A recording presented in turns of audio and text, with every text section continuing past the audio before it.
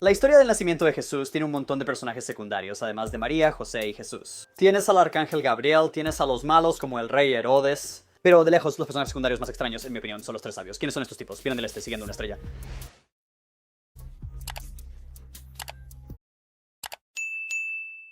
Están trayendo regalos de oro, incienso y mirra. Es una historia extraña cuando realmente piensas en ello, y a todos parece encantarles. Los festivales de Navidad en todas partes visten a sus niños con locos trajes de hombres sabios. Juegan un papel central en el espeluznante especial de televisión del pequeño tamborilero, y no solo tienen su propio villancico famoso, sino que incluso tienen su propio videojuego del sistema Nintendo original. No estoy realmente seguro de qué tiene que ver esto con la historia original, pero lo que encuentro más interesante no es su papel en la historia de la Navidad, pero su profesión como astrólogos y magos y lo que esto significaba para una audiencia antigua leyendo la historia.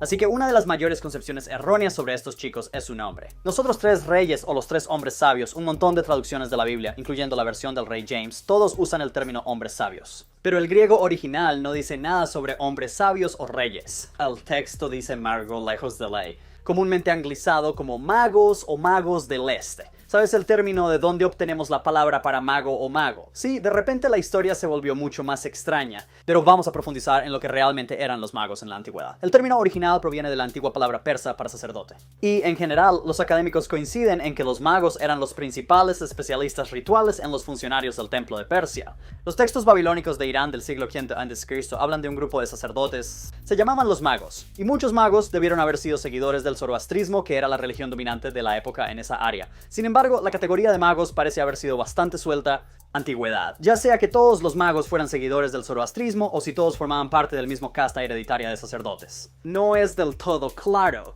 Además, Priest realmente no hace justicia a estos tipos. Muchos Manjai deben haber estado involucrados en política o haber servido como asesores de los gobernantes persas. Uno de los magos más famosos, un tipo llamado Gaumata o Esmirdas, lideró una gran rebelión contra el emperador persa Dario I. Según una antigua inscripción persa en el historiador griego Heródoto sugiere que estos chicos tenían una variedad de deberes, sacrificándose a los dioses, interpretando sueños o contando futuro. Y fueron estos dos últimos deberes los más famosos entre los griegos. Los magos eran conocidos por ser expertos en astrología y adivinación, lo que hace que su historia en el Evangelio de Mateo, persiguiendo una estrella, parezca un poco más. Este es el tipo de estereotipo que los espectadores griegos antiguos habrían pensado cuando pensaban en los magos. Pero lo que encuentro más interesante es que ser un mago realmente no era una profesión respetada en el mundo grecorromano.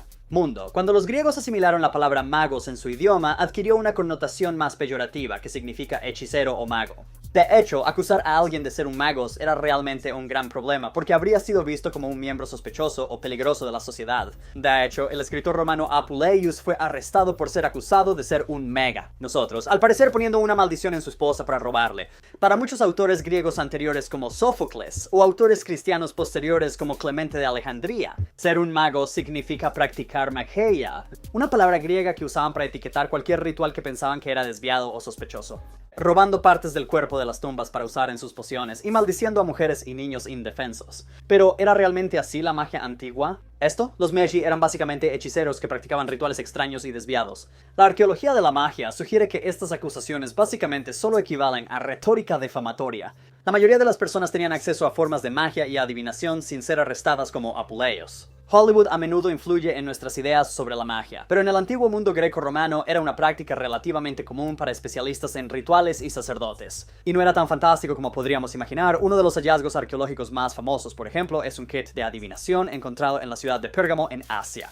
Entre el artículo de bronce hay un disco cóncavo que lleva glifos mágicos llamados charaktera. Junto con unas pocas letras griegas y signos astrológicos, todo estructurado alrededor de círculos concéntricos divididos en segmentos regulares. Ningún estudioso realmente sabe cómo se usaba este disco de adivinación en persona. Me imagino una tabla Ouija donde la mano del experto en rituales flotaría de letra en letra para intentar obtener un orden. Oráculo, pero sin embargo asumimos que solo era parte de la herramienta. Kit de especialistas originales en la ciudad de...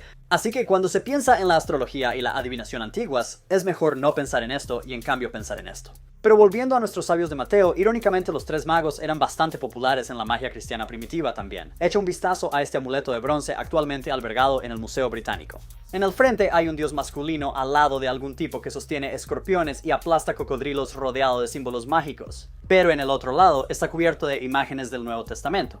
Vemos a Dios flanqueado por dos ángeles, el milagro de Jesús de convertir el agua en vino y justo en medio una escena de la natividad con los pastores y los tres magos. Traen sus regalos a Jesús. Los cristianos utilizaban amuletos como este todo el tiempo para protegerse de la desgracia, y como Como los antiguos cristianos creían que los demonios estaban en todas partes, probablemente querrías algo de protección sobrenatural. Este amuleto en particular dice: Señor, no des fuerza a mis enemigos, ya que tu mano derecha siempre me protege.